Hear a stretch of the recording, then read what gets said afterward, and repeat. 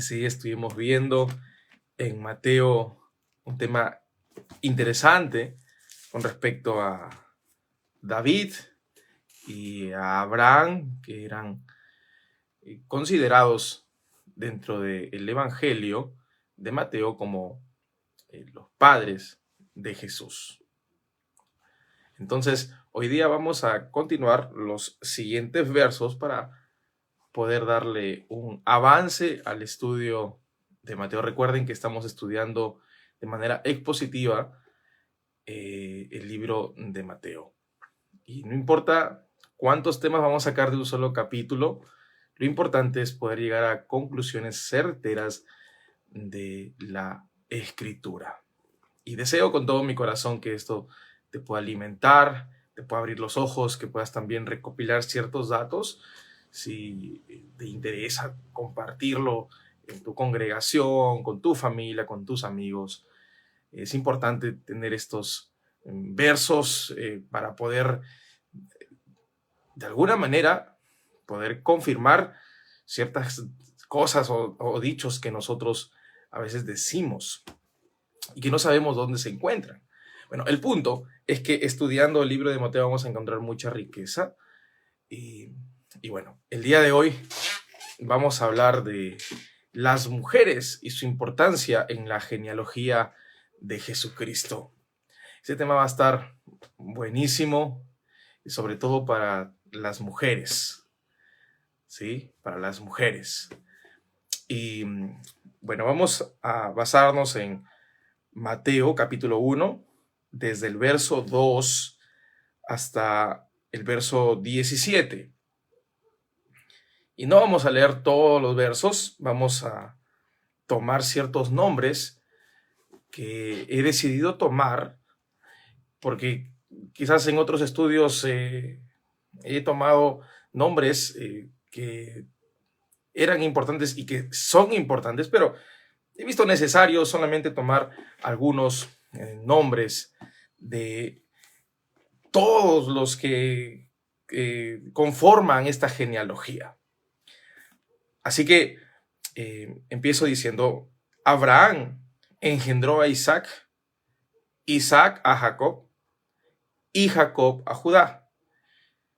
Y a sus hermanos, Judá engendró de Tamar a Fares y a Sara, Fares a Esrón y Esrón a Arán. Arán engendró a Aminadab a Nazón y Nazón a Salmón. Miren qué interesante estos nombres tan de pescado, era salmón, pero no es un pescado, se los aseguro. ¿Qué tiene que ver las mujeres en esta genealogía? Solamente hemos visto la mayoría de nombres masculinos.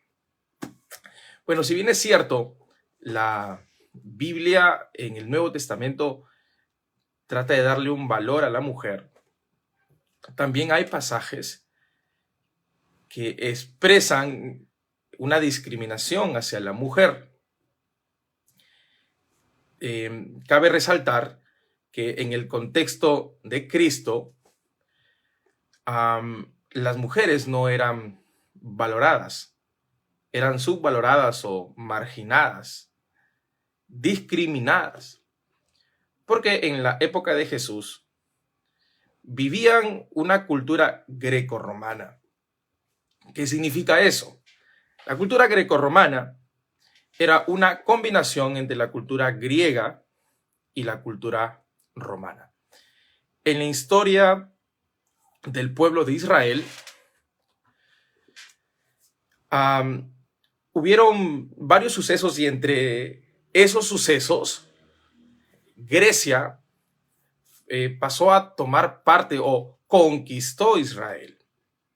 Luego de Grecia viene Roma. Roma conquistó a Grecia y fue el que prácticamente en el tiempo o en esa época pasó a ser el imperio poderoso de todo el mundo. Entonces, a pesar de que gobernaba Roma, también como lo hemos visto en el estudio de Mateo, la influencia de Grecia era muy fuerte. Es más, el Nuevo Testamento está escrito en griego, porque a raíz de la conquista de los griegos,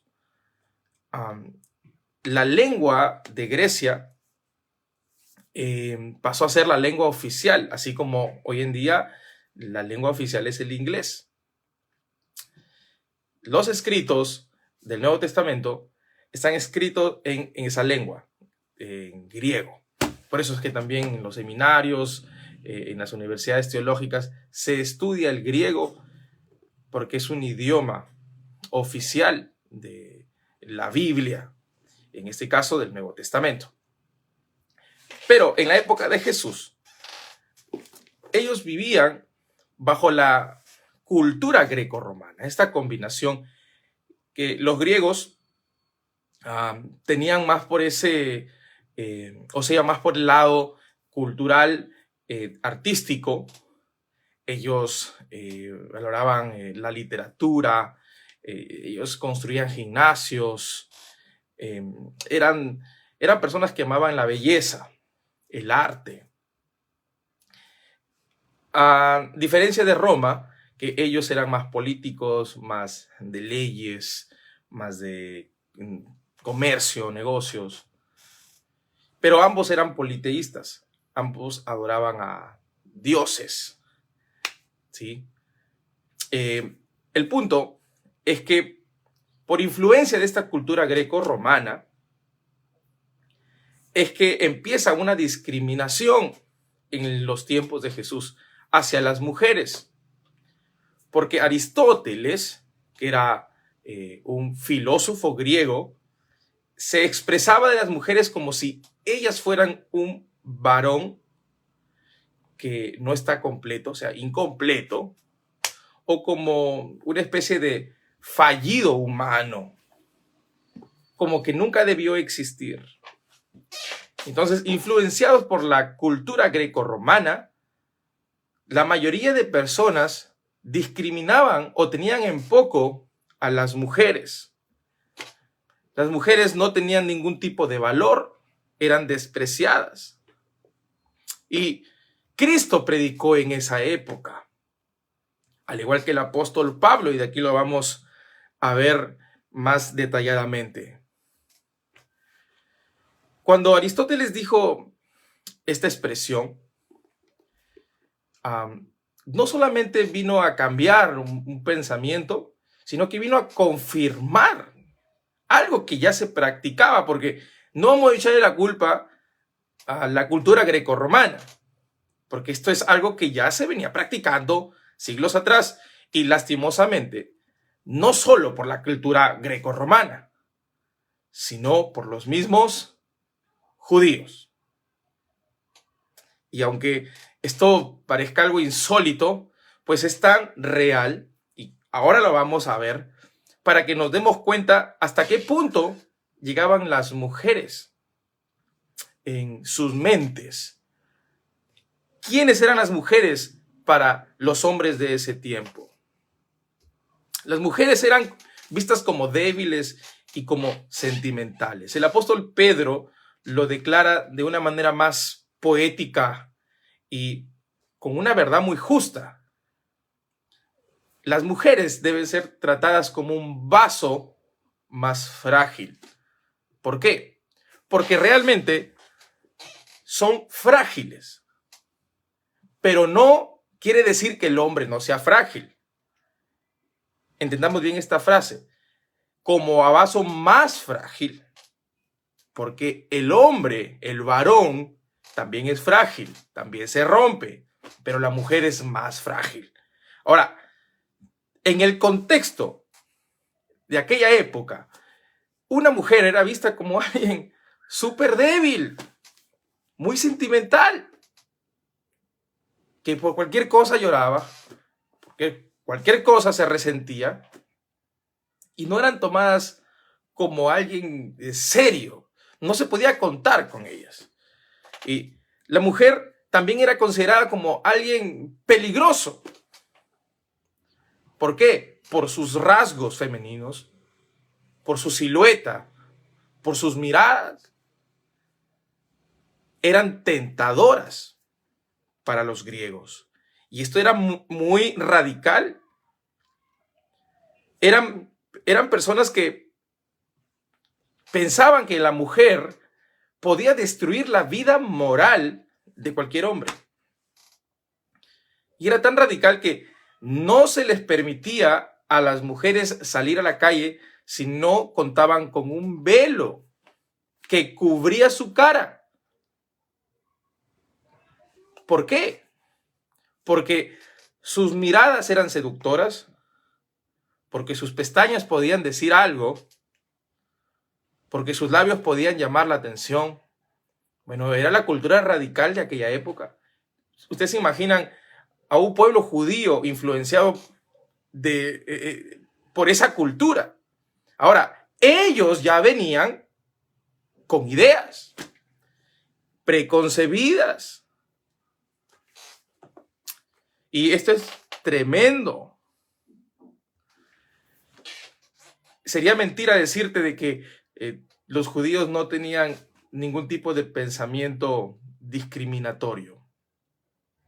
Porque si lo tenían, ya las mujeres eran tratadas así. Miren, también en Timoteo 2:13 al 14, palabras de Pablo, dice: Adán fue creado primero, después Eva. Y Adán no fue el engañado, sino que la mujer, siendo engañada, completamente cayó en transgresión y que ella se podía salvar engendrando hijos. Vean que a pesar de que este es un texto bíblico, se puede utilizar para discriminar a una mujer. Cualquiera puede tomar este texto y decir: ¿viste? Tú eres la que falló, tú eres la que pecó. Los hombres somos los inocentes. Eva no permitió que Adán obedeciera a Dios.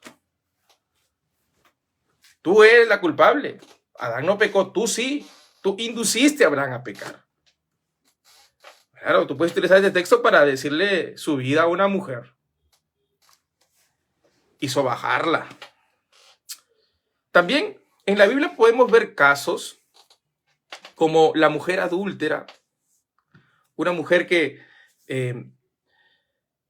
fue encontrada en un acto sexual ilícito y que los fariseos, los religiosos, trajeron a Jesús y le dijeron al Señor: la ley nos manda a apedrearla, a matarla. ¿Qué dices tú?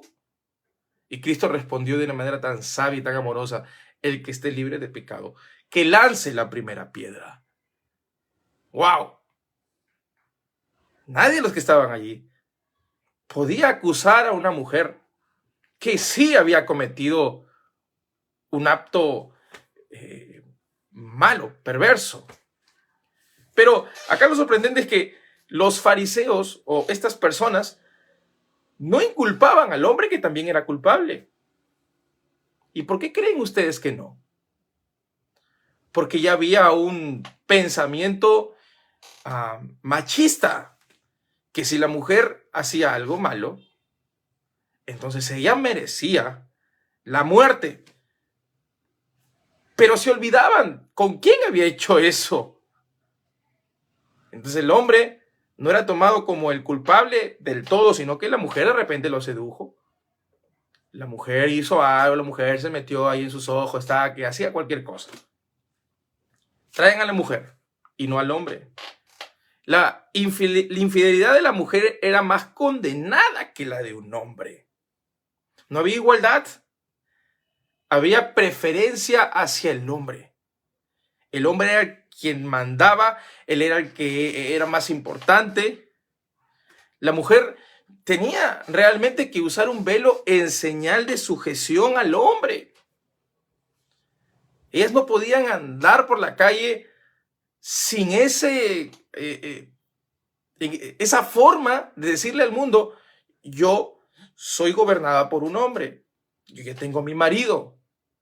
Pero cualquier mujer que salía por la calle sin velo quería decir muchas cosas. Uno, que era rebelde, y dos, que de repente era una prostituta. Esa era la manera de pensar de aquella época.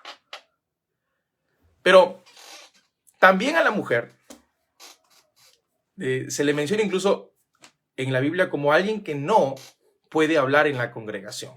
¿Y cuántos de nosotros no hemos utilizado ese texto para poder referirnos hacia una mujer que intenta servir a Dios y que nosotros lo vemos de manera tan religiosa y tan literal ese texto que terminamos callándola diciéndole, tú no puedes hablar porque la Biblia no te lo permite? La mujer cae en la congregación y si tienes alguna pregunta, hazla a tu marido. Olvidándonos el contexto detrás de todo esto. En aquella época había mujeres irrespetuosas, mujeres que no dejaban que quien estaba al frente enseñara bien, sino es que ella se metía como un alumno que interrumpe la clase. Y esos caen mal en todo lugar. Entonces Pablo, en un contexto así, tenía que utilizar la dureza de las mujeres. No deben hablar en la congregación. Pero también hay un texto que dice, la mujer no debe enseñar ni ejercer dominio sobre el hombre. ¡Wow! Entonces, nosotros los hombres, al ver esto, nos alegramos y decimos, ¿viste? Tú no puedes ejercer dominio sobre mí. Yo estoy por encima tuyo. Tú debes obedecerme y tú debes de aprender de mí. No debes enseñar. ¿Cuántas veces nosotros hemos sido enseñados por una mujer? Las mujeres son extremadamente sabias. Dios les ha dado una gracia impresionante. Pero algún sector machista se aprovecha de estos textos para poder denigrar a la mujer. ¿Y qué opinamos de la mujer del flujo de sangre? Aquí no solamente vemos a una mujer que está desesperada buscando salud, sino que realmente esta mujer era ignorada por un pueblo religioso. No solamente se trataba de que ella sea sana y poder hacer su vida como cualquier persona normal, sino que esta mujer no solamente necesitaba sanidad en su cuerpo, necesitaba sanidad en su alma por la discriminación. En Levítico se menciona cómo es que cuando una mujer manchaba su ropa interior, eran consideradas inmundas. ¿Por qué? Por su periodo menstrual. Y la gente no podía tocarla, porque si la tocaba, el hombre se contaminaba y tenía que purificarse. ¿Ustedes se imaginan esto en una mujer? ¿Qué culpa tiene la mujer de que menstrue? Si es un proceso que pasan ellas en su cuerpo. De esa manera se van regenerando internamente. Pero era una ley que muchos judíos, muchos del pueblo de Israel, tomaron de manera rigurosa y no con amor. Porque hay leyes que hay que acatar. Pero la ley sin amor es nada. No se puede hablar algo que es fuerte sin una motivación de amor. La Biblia dice en Corintios que así profeticemos, así hablemos misterios, si no tengo amor, nada soy. Pero al discriminar a una mujer como la que te estoy mencionando, el flujo de sangre, estamos invalidando el amor por querer cumplir una ley. ¿Y cuántos de nosotros hemos hecho eso? Hay algo que me sorprendió. A la mujer también cuando ella daba luz, se le daba un plazo para poder purificarse. Cuando la mujer daba luz a un hombre, era inmunda por 7 días. Pero cuando daba luz a una mujer, era inmunda por 12 días, o 2 semanas, perdón. ¿Cómo la ven? Porque ambos no son iguales. Ya este pensamiento venía desde hace tiempo. La mujer que ungió Jesús en Betania, que es la hermana de Marta y la hermana de Lázaro. Esta mujer también fue discriminada por un fariseo cuando ella vino y ungió a Jesús con sus lágrimas, le lavó los pies y también con un perfume. Discriminada porque era simplemente una mujer pecadora. ¿Qué cosas habrá hecho? Bueno, lo que sí sabemos es que adoró al Señor con lo mejor que tenía. Y fue amigo, o en este caso amiga de Cristo Jesús. Tanto así que prefirió escuchar las enseñanzas de Jesús. Se puso a sus pies cuando Jesús vino a su casa, y mientras que Marta estaba haciendo las cosas, Marta se queja y dice, no tienes cuidado de que yo me estoy ocupada y María no me viene a ayudar. Jesús, ¿qué dijo? Ella ha escogido la mejor parte y no le será quitada. Lo que el hombre religioso de aquella época despreciaba, Jesús amaba. Así era la cultura. Te he narrado algunos puntos de los varios que existen en la Biblia. En la cultura, la mujer estaba bajo autoridad del esposo y del padre. Y esto pareciera que solamente lo vemos en la Biblia. No en el Nuevo solamente, en el Antiguo. Así nada más recopilando un poco la historia de Labán cuando entregó a su hija Lea. ¿Ok? Porque él tenía que elegir por ellas. Bueno, así era la cultura. No había voz ni voto, igual en el Nuevo Testamento. Una mujer era desposada por alguien que normalmente los padres veían como un buen partido. Y ellas tenían que hacer caso, estaban sujetas. Ellas no podían elegir con quién casarse. Pero en la cultura que nosotros tenemos en la actualidad, como que tampoco han cambiado las cosas. Hasta hace poco, el siglo pasado, una mujer no podía elegir con quién se casaba. Si preguntas a tus padres, a tus abuelos, tus bisabuelos, ellos han vivido unas épocas muy machistas, en donde se enfocaban en el materialismo o en sus conveniencias en vez del amor. La cultura nuestra, bueno, sobre todo en esta parte del mundo, nosotros habitamos en Latinoamérica, hemos sido muy machistas. Hemos sido personas que no solamente tiene que ver con el hecho de casarse con quien el padre quería que su hija se case, sino que también hubo una discriminación en su voto, en sufragar. Las mujeres no podían sufragar hasta el año de 1948, cuando se declaró la ONU, los derechos humanos, en este caso el derecho de la mujer y del hombre, se puso igual. Ya no había que más ni menos. Y recién pudo sufragar la mujer. ¡Wow!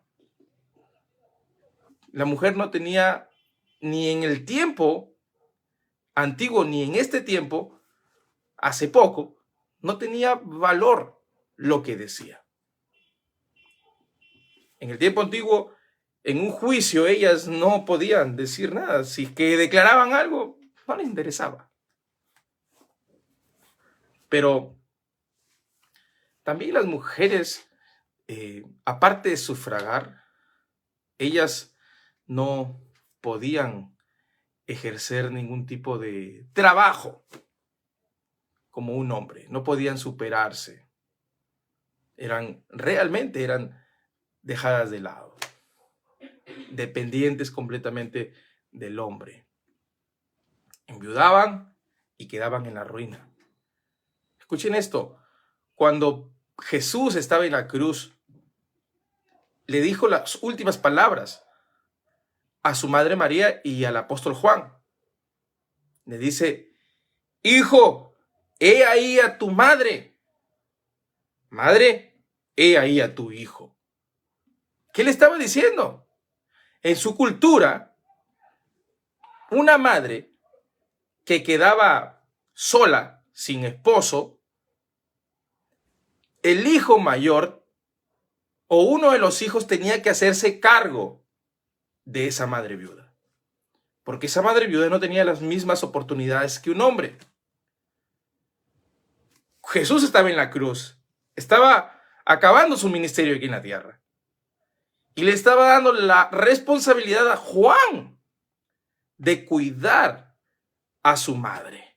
Estaba diciendo: mira, ahora él es tu hijo. Hijo, ahí a tu madre, cuida a mi madre, o a tu madre ahora. Y madre, ahí a tu hijo. Ahora Juan es tu hijo, él te va a cuidar, él te va a ayudar, te va a sustentar.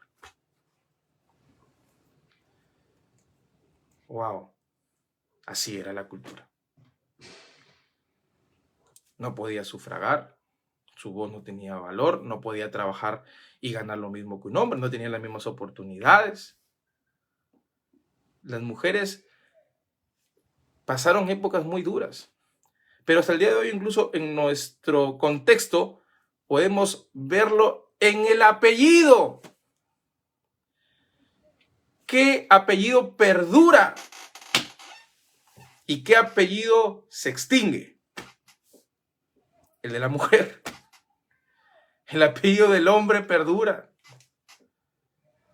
En otras culturas, esta es decisión de la mujer si quiere que su apellido siga, se mantenga o no. Pero no solamente en esta época hay culturas que no se rigen a esta costumbre, sino que también en la época difícil de Jesús y en la antigüedad, los egipcios no despreciaban a las mujeres. Es más, podemos ver a Cleopatra, a Nefertiti, que son mujeres importantes dentro de la cultura egipcia, muy estudiadas. Y aunque ellas quizás no podían ejercer un gobierno como lo haría un faraón, eran reinas y muy respetadas. Ellas podían incluso dar carta de divorcio. A la mujer no se le permitía dar carta de divorcio, solamente al hombre.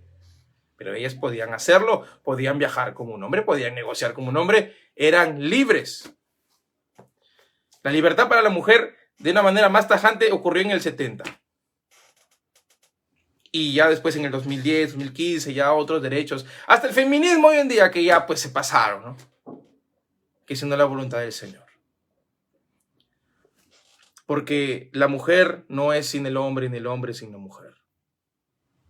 Ambos son ayuda.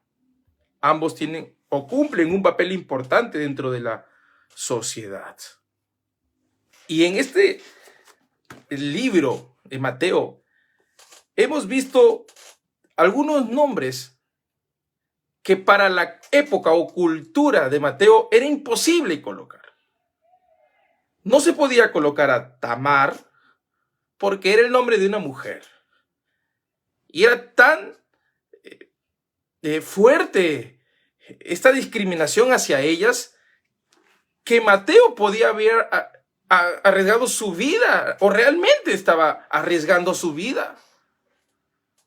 ¿Cómo colocar a una mujer dentro de una genealogía? Las mujeres no eran consideradas en nada. Pero qué importante fue para Mateo dejar en claro que no existe judío, ni griego, ni esclavo, ni libre, ni mujer, ni hombre. En Cristo Jesús todos somos iguales. No hay posición social, no hay posición racial, no hay posición en nada, todos somos iguales. Mateo se enfrentó ante un pueblo helenista, una cultura grecorromana, con un pasado muy religioso y sin contar a los fariseos, que eran un grupo realmente puritano y muy extremista. Ellos eran los que hacían más caso a sus costumbres que a la ley. Cristo los confrontó y dijo, ustedes hacen esto bien, pero se han olvidado de hacer esto, que es más importante, que es la justicia, el amor. No se puede hacer una cosa sin dejar de hacer la otra. Entonces, estos judíos extremistas, estas personas que intentaban cumplir la ley, denigraban a la mujer. Las mujeres no se podían ver a solas con alguien más. Cristo rompió eso cuando se vio solas con la mujer samaritana. La mujer samaritana mismo se asombra y dice, ¿tú hablas conmigo? Esto no es permitido, no se puede hablar un judío con un samaritano. Porque había no solamente una discriminación de culturas, una discriminación racial, sino que realmente era una discriminación humana. Aquí la mujer no podía verse con un hombre. Eso era pecado, condenado. Y Cristo la libera a esa mujer y la hace una evangelista. Esta mujer conoció a Cristo y su poder en esa oportunidad. Mateo resalta a las mujeres. Él no las oculta. Y aunque no voy a hablar de Tamar, Tamar es una pieza fundamental dentro de la genealogía de Cristo.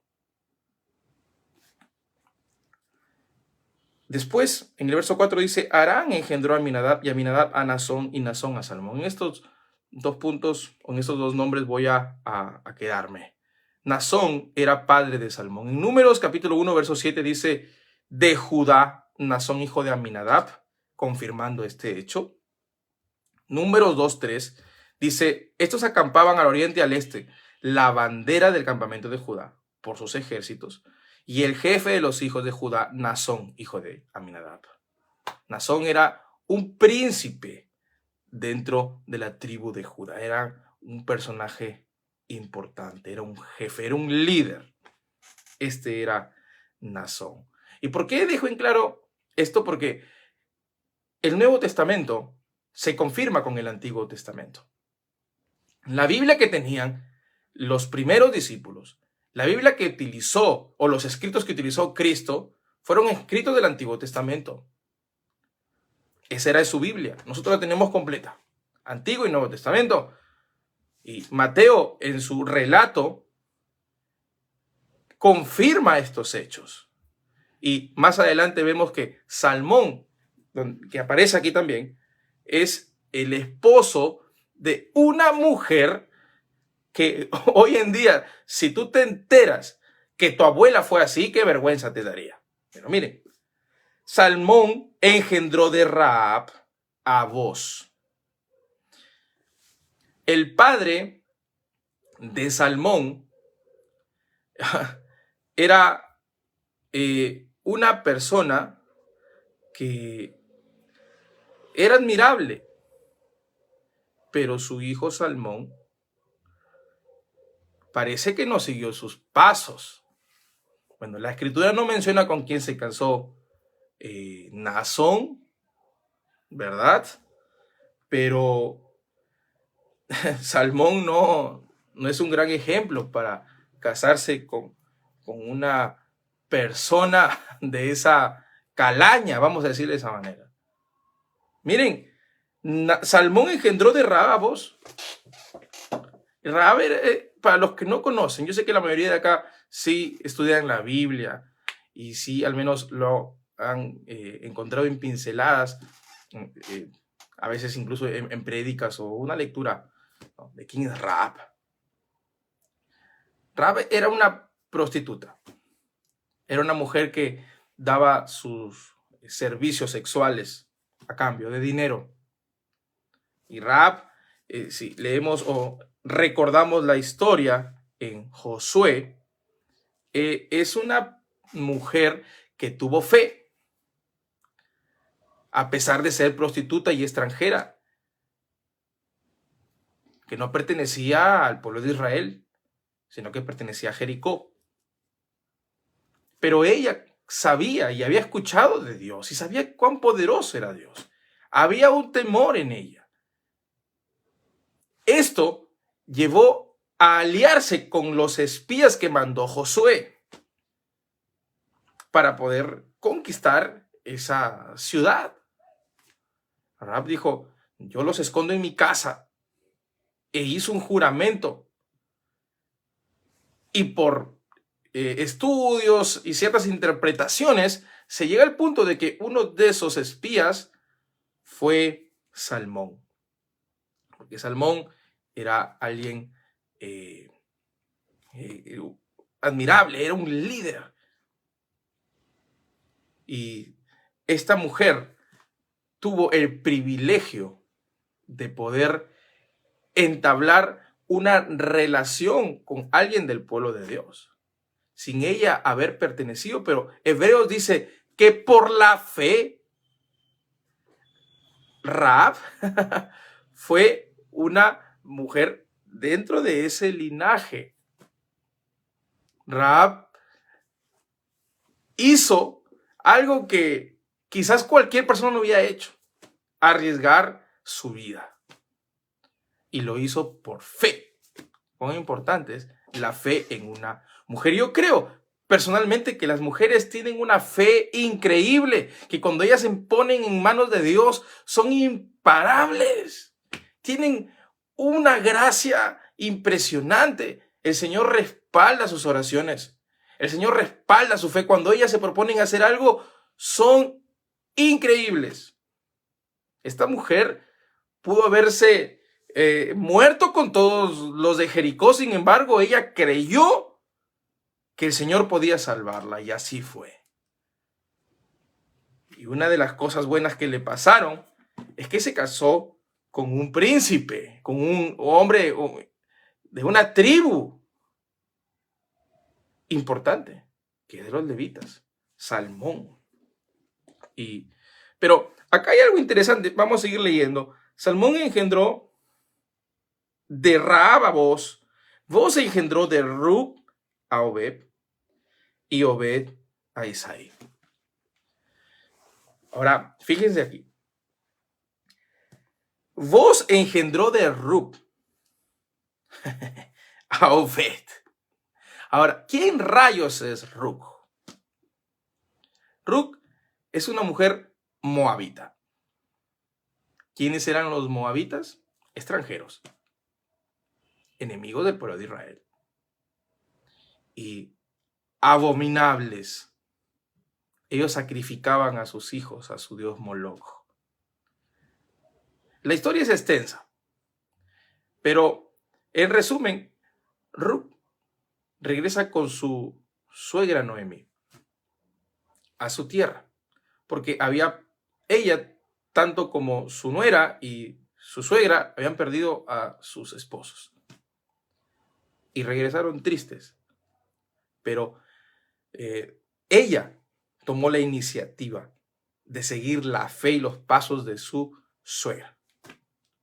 Dejó su pecaminosidad, su paganismo, y se unió a la fe del pueblo de Israel. En la Biblia encontramos cómo personas dejaron su paganismo por adorar a Dios. Entre ellos también se encuentra Abraham, que era de Ur de los Caldeos, y que en su pueblo era de costumbre sacrificar a sus hijos.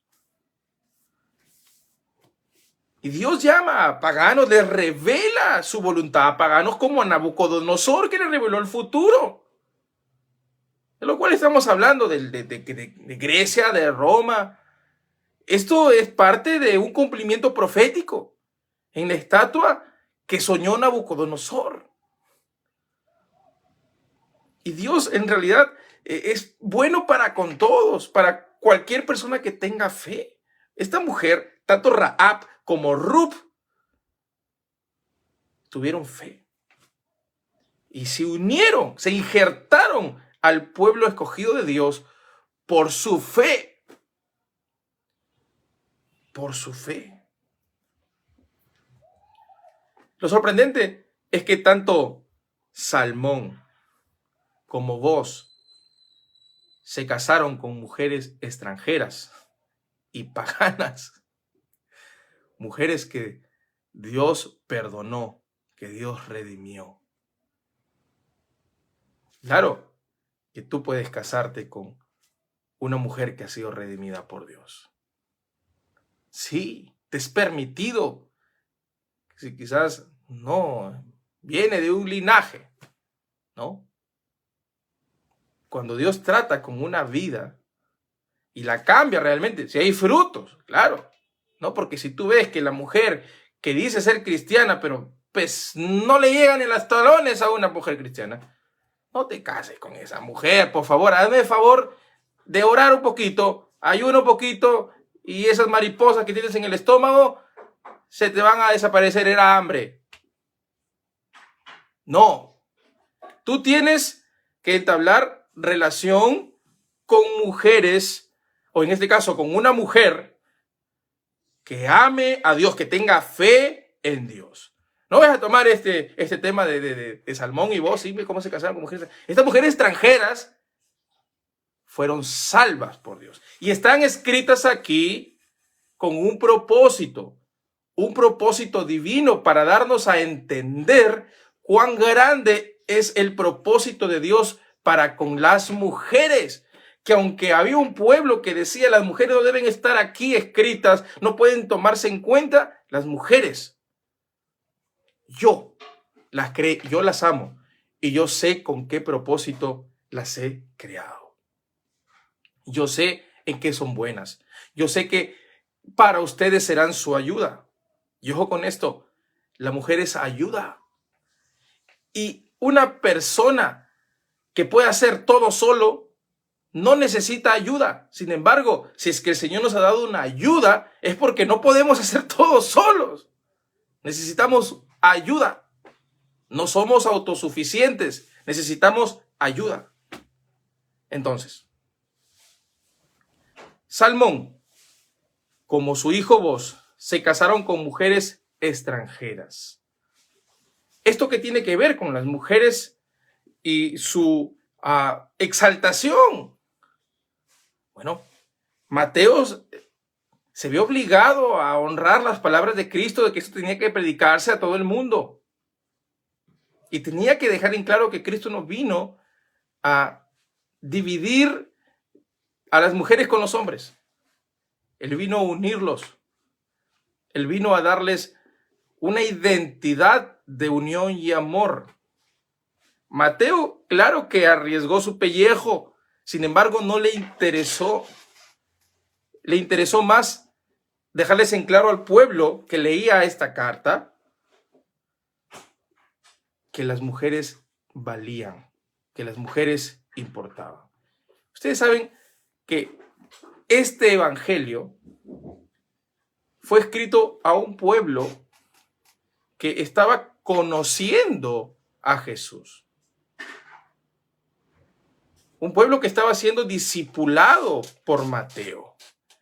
Y no vamos a hablar ahora de toda la trayectoria de Mateo, pero al igual que los 12 apóstoles tuvieron sus viajes, establecieron iglesias, predicaron el evangelio, discipularon, y Mateo se escribió con el propósito de hacerle conocer a la comunidad que él presidía quién era Jesús y cuál era su propósito. Y una de esas cosas es decirles a los judíos: aquí no me vengan a discriminar a nadie. Aquí las mujeres también están incluidas. Si ustedes las excluyen, Cristo no las excluye. Las mujeres están incluidas en la genealogía.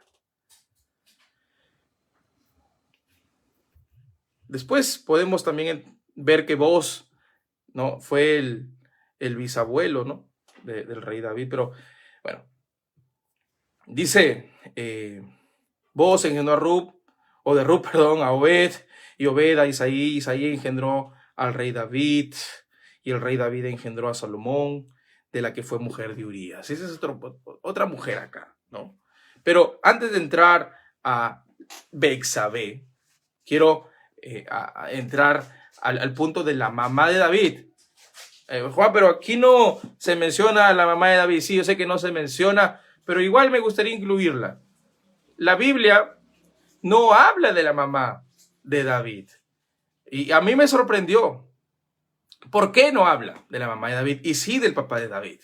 Aquí vemos una vez más, quizás, ¿no?, que no solamente venía de Mateo. Quizás Mateo no tenía ningún dato. No hubo alguien que le dijera, no, bueno, la mamá de David fue tal. Pero sí había una tradición judía. La tradición judía decía que se llamaba Nisbet, hija de Adael. Normalmente eso se ve en el Talmud. Pero como tradición, no como historia. Eran dichos. ¿Sí? Pero Mateo, aunque no habla de la mamá de David, la mamá de David fue importante. Y vamos a ver por qué. En Salmos 86:16 dice, mírame y ten misericordia de mí. Da tu poder a tu siervo y guarda a la hija de tu sierva. Acá David está expresando algo que es lo más hermoso que una mujer puede experimentar. Que esa mujer sea una sierva de Dios. Guarda al hijo de tu sierva. O sea, guarda al hijo de una persona que te sirve. Salmos 116:16 dice, oh Jehová, ciertamente yo soy tu siervo, siervo tuyo soy, hijo de tu sierva. Wow, qué tremendo cuando una mujer es sierva, cuando es servicial, cuando está preocupada por las preocupaciones que demanda la iglesia o que demanda la causa de Cristo. Una sierva es impresionante. Oye, no cualquiera se le puede llamar sierva. Hay tantos memes que a veces uno se le queda ya en el vocabulario como frases que dice, la sierva, de la sierva. ¿Qué sierva, oye? Ese es con la justa si viene a la iglesia. No le gusta hacer nada en la iglesia. Solamente no le llame sierva a una persona que no sirve al Señor. Una sierva es una esclava, así como un siervo es un esclavo. Pablo dijo, yo soy esclavo de Jesucristo. Esa palabra esclavo, yo soy siervo de Jesucristo. Ser esclavo de Cristo es realmente dedicarle tu vida a Cristo. No es dedicarle unas cositas. Eso no significa ser siervo. Si tú crees que eres un siervo, en este caso, si crees que eres una sierva y solamente te gusta ir a escuchar la palabra y esto es a criticar la palabra, no eres sierva. Eres todo menos una sierva. La mamá de David era una sierva. Encuentra a una sierva. Entabla una relación con una sierva. No con una mujer que aparentemente pues, da a entender que es una sierva. No todos los que van a la iglesia son siervos. No. Primera de Samuel 22:3 dice, y se fue David de allí a Mizpa de Moab y dijo al rey de Moab, yo te ruego que mi padre y mi madre estén con vosotros hasta que sepa lo que Dios hará de mí. Miren, David tenía presente a su madre. Y cuando David escribe esto es porque su madre está viva. Y aunque el nombre de la mamá de David no aparece literalmente en las escrituras, sobre todo en el Antiguo Testamento, la madre de David juega un papel muy importante dentro de la historia del rey David. David fue un hombre despreciado por sus hermanos. Hablaban mal de él. Su mismo padre lo despreció. Pero apuesto que la mamá de David era diferente. Por eso es que le dice, tu sierva. Señor, acuérdate que soy hijo de tu sierva. Jamás expresó así de su papá. Soy hijo de tu siervo, no. Soy hijo de tu sierva. Qué bonito habrá sido tener una mamá así, ¿verdad? Y David, cuando menciona, en pecado me concibió mi madre, este es un texto muy conocido, no está diciendo de que la madre de David pecó con Isaí para que David naciera, o en todo caso, la madre de David de repente tuvo relación con otra persona para que David fuera, pues, o naciera, pero por algún motivo, David pasó a ser el hijo de Isaí como una relación, una unidad en donde el hijo que había tenido la madre de David no tenía nada que ver con Isaí. ¿No has visto esas escenas en donde los hijos que nacen fuera del matrimonio y que luego, bueno, vienen a ser hijos ya de la nueva relación de tu mamá, como que no hay tanta convivencia? Bueno, no tiene nada que ver con eso, aunque parece que todo se entrelaza. No. Acá tiene que ver con una declaración teológica del pecado. En pecado me concibió mi madre, porque él está hablando de su condición como pecador. Estaba lamentando por lo que había hecho. Era un pecador desde el vientre de la madre. Y es que esto es algo real. Nosotros, desde que nacemos, somos pecadores. Y aunque sí, tenemos una conciencia muy sana, somos inocentes. Un niño puede hacer pipí y no sentir vergüenza porque es la inocencia de todo niño. Sin embargo, cuando va creciendo ya va adoptando ciertos rasgos pecaminosos, porque hacia allá vamos si no nos encontramos con Cristo. Entonces David no está expresando aquí que que su mamá era una pecadora y que había tenido una relación por ahí y a causa de esa relación había nacido él. No, ¿ok? Para los que han creído que eso es así. Betsabé. Y con eso ya casi termino. David engendró a Salomón, de la que fue mujer de Urías. Y miren qué interesante, porque no se le menciona como tal, sino de la que fue mujer de Urías. De la que fue mujer de Urías. ¿Por qué? Porque este acto que hizo Betsabé con David fue un acto pecaminoso, muy vergonzoso. Y de esa relación que tuvo David con Betsabé, uno, o en este caso su primer hijo, murió. Fue un juicio del Señor. Pero ya Salomón viene a ser su otro hijo, y ese hijo fue el sucesor de David. Pero esto ocurrió por la unión de David con Betsabé, que es lo lógico. Betsabé, que es mencionada también aquí en la Biblia. Y está aquí por algo. Está aquí para hacerte entender a ti que quizás has fallado, mujer. Has pecado.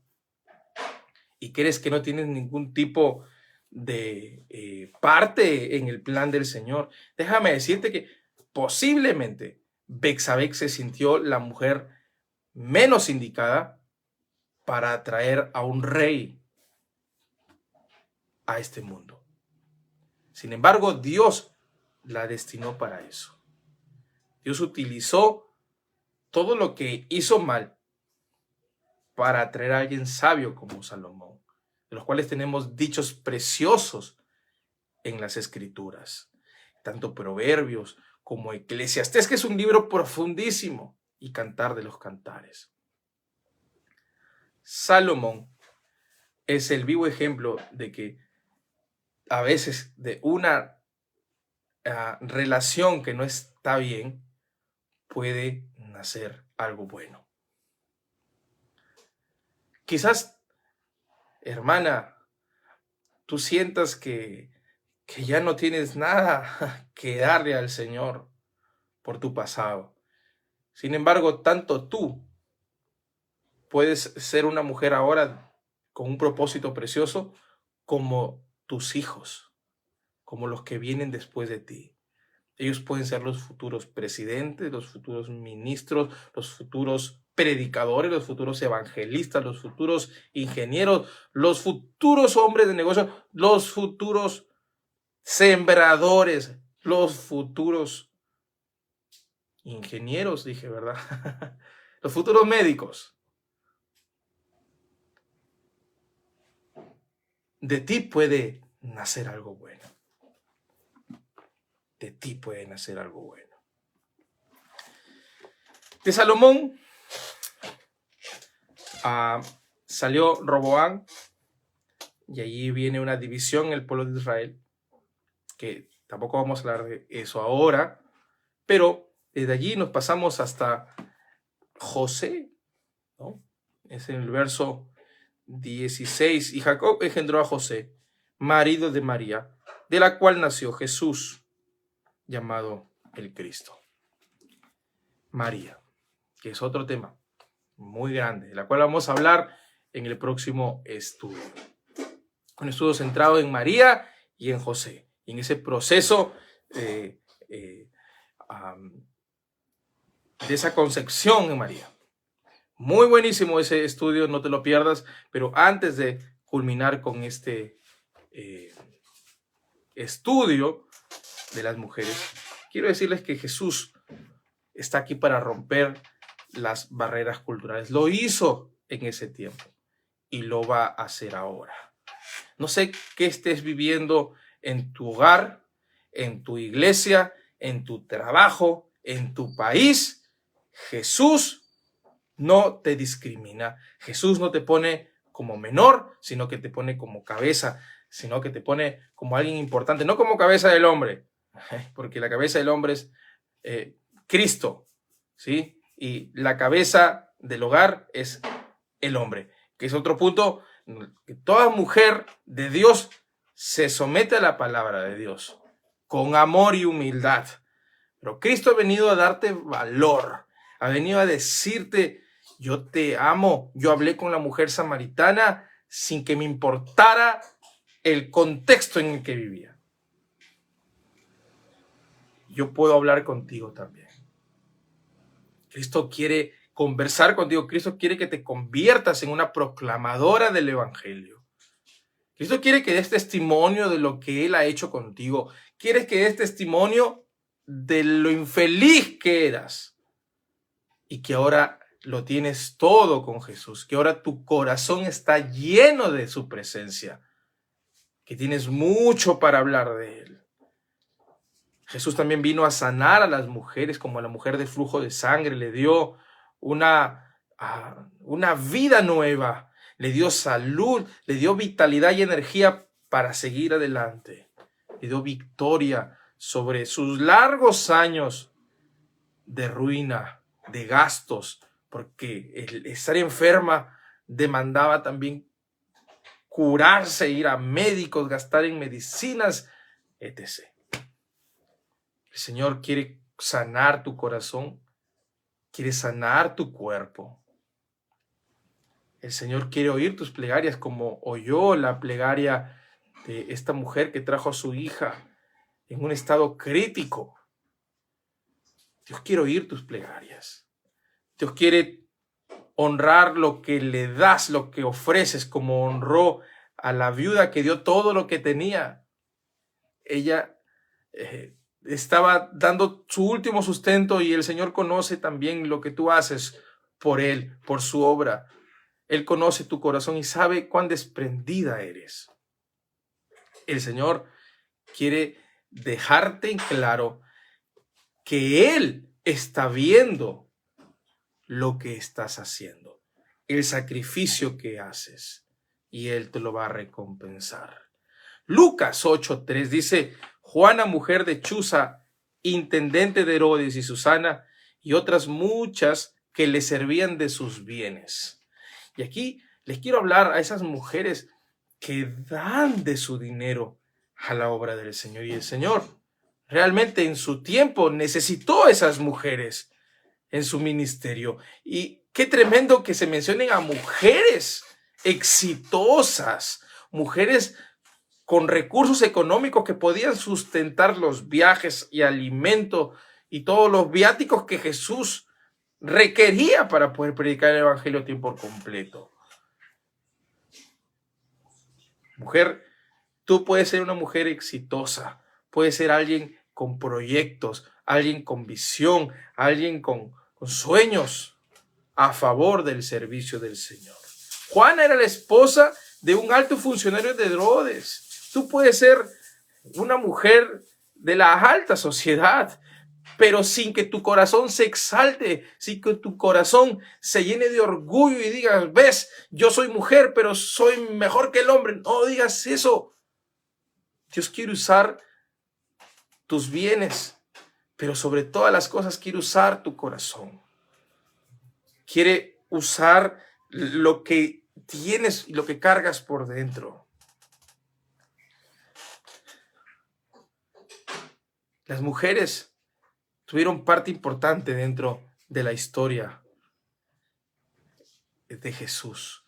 Ellas fueron las que vieron por primera vez, lo vieron a Él por primera vez resucitado. Fueron las mujeres las que dieron testimonio y fueron y le contaron a los discípulos: hemos visto al Señor, hemos visto al Rey. Eres valiente,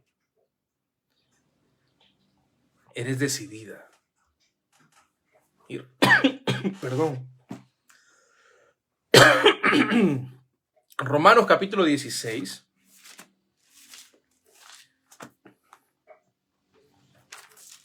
Ah, caramba. Tú puedes leer algo impactante, y con esto sí acabo. Verso 1 y 2 dice: os recomiendo además a nuestra hermana Febe, la cual es diaconisa en la iglesia de Corinto, de Cesarea, que la recibáis al Señor como es digno de los santos, y que la ayudéis en cualquier cosa en que necesite de vosotros, porque ella ha ayudado a muchos y a mí mismo. Esto es lo que hacen las mujeres. Ayudan. Y son guerreras. Son tenidas en cuenta. Pablo las tuvo en cuenta. Pablo no discriminó, él habló un contexto muy diferente. Él quería dar a entender principios espirituales. Quiero dejarle en claro. Más bien las honra, mencionándolas. La hermana Febe, que era diaconisa. Luego en el verso 3 y 4 habla: saludad a Priscila y Aquila, mis colaboradores en Cristo Jesús, que expusieron su vida por mí, a los cuales no solo yo doy gracias, sino también todas las iglesias. Esta es una pareja de esposos, pero se menciona no solamente al esposo, sino a Priscila, a la esposa. Una pareja con propósito, una pareja que entendió su rol, que no se subyugaban el uno al otro, sino es que se apoyaban para servir al Señor. Y Pablo también los honra. En el verso 6 y 7 dice: saludad a María, la cual ha trabajado mucho entre vosotros. Saludad a Andrónico y a Junias, mis parientes y mis compañeras. Tanto María y Junias acá son mencionadas como personas trabajadoras y parientes del apóstol Pablo, amadas por el apóstol Pablo. Y en el verso 12 dice: saludad a Trifena y a Trifosa, las cuales trabajan en el Señor. Saludad también a la hermana Pérsida, la cual ha trabajado mucho en el Señor. Ese es el propósito de las mujeres dentro del reino de Dios. Trabajar, servir y ser realmente personas efectivas y prósperas dentro del reino de Dios. Ustedes son importantes dentro del reino de Dios, no solamente para traer hijos, porque por ustedes son que nosotros nacemos. Las mujeres cargan 9 meses en su vientre con muchos achaques, dolores, náuseas, etc. Y no les importa. Pero por ustedes el mundo se va expandiendo. Son muy importantes para el Señor. Si no sabes aún cuál es tu papel en este mundo o qué has venido a hacer en este mundo, ve a Jesús. Porque Él te ha diseñado a ti y Él te ha sacado de esa cultura subvalorada. Él te ha sacado de esa cultura marginal y te ha puesto como una coheredera de la gracia. Déjame decirte esto. Pedro dice que si alguno va a orar y está peleado con su mujer, hoy esa oración no va a llegar ni al techo. Las oraciones son estorbadas porque las mujeres son coherederas de la gracia. Qué importante es esto. Las mujeres juegan un papel importante dentro de la bendición del Señor. Ustedes encomiéndense al Señor, busquen su propósito aquí en la tierra. ¿Para qué nacieron? ¿Qué quieren hacer aquí? ¿O qué deben hacer aquí? Y serán realmente muy efectivas en su estadía aquí en esta tierra. Esta palabra la dejo con todo mi corazón. Y nos vemos en el próximo estudio, Mateo capítulo 1, hablando de José y María. Dios les bendiga, amados hermanos y amadas hermanas que han oído esta transmisión. Bye.